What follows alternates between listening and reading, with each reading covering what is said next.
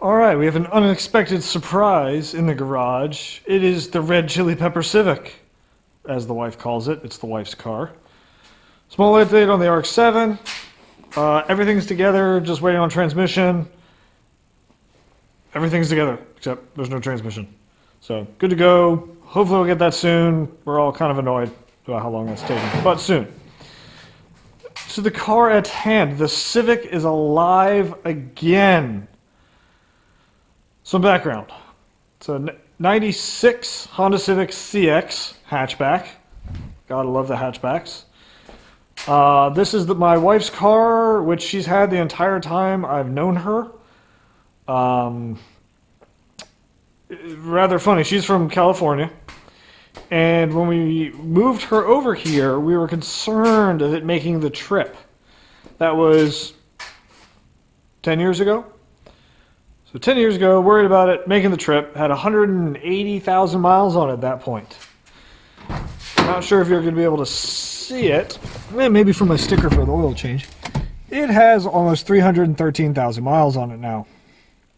Yes, 313,000. I mean, it's a Honda, but it's an automatic.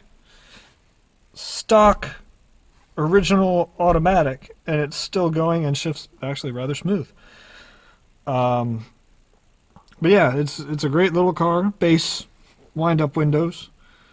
But as I said, been with us for a while. Have a couple of interesting points with it.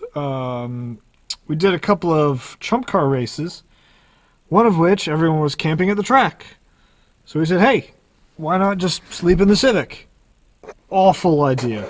I mean, it is a hatchback, but fold the seats down, we put these front two seats down. It was absolutely awful. Not the Civic's fault, it was just a stupid idea.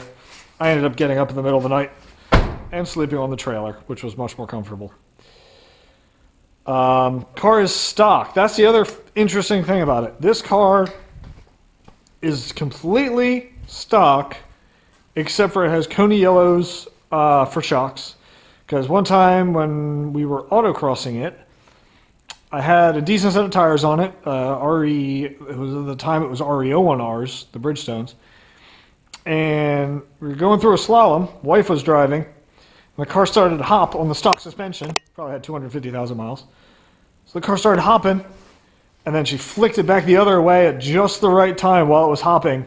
The two inside tires got about a foot in the air. I was in the passenger seat at the time. Everyone that was working was like, hey, that car almost rolled. It didn't roll, but got them 2 feet off the ground on flat pavement.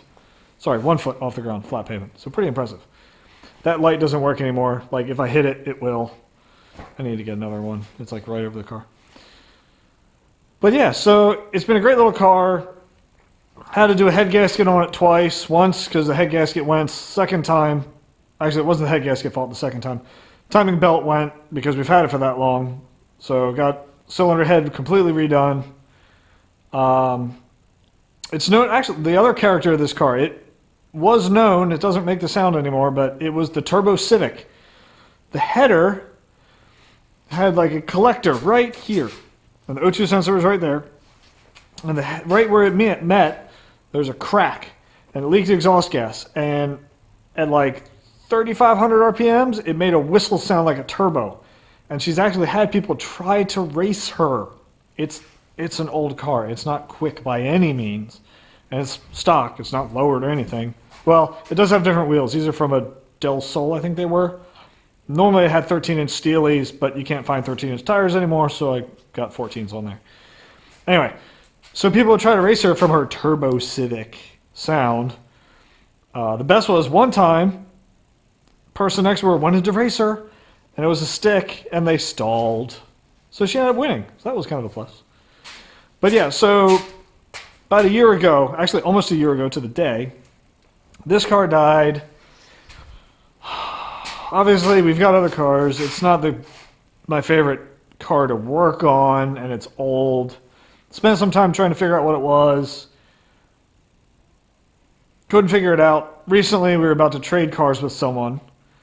And while I was trying to get this car in a decent shape to show them that it cranks, it just doesn't actually run because there was no spark. In that process, I got it running. We got it running. She helped me, actually. And it runs again. So it is going back on the road. We got autocross this weekend. We're going to autocross it just to make sure everything's happy. Just drove it up and down the street. We took it off the insurance and didn't renew the registry. We turned in the plate a long time ago. But it'll be back on the road about next week, probably. Could use some paint. It's a bit non-existent, mainly on the roof. We buffed it once, and it looked like this, but it was shiny. Exactly the same as this. Glossy. So buffing it doesn't do much. But yeah, we're going to keep this car going. It's been around forever. Still runs. It's a decent driving car with Coney yellows on it. Minor issues here and there, but I mean, it's got 313,000 miles. Who's going to complain? So I figured I'd give it some attention now that we're keeping it and it's alive. More on other cars and tools shortly. I did one tool video and it was horrible, so I'm going to redo it. And then this will be running. Yay! Very much looking forward to that. All right, till next time.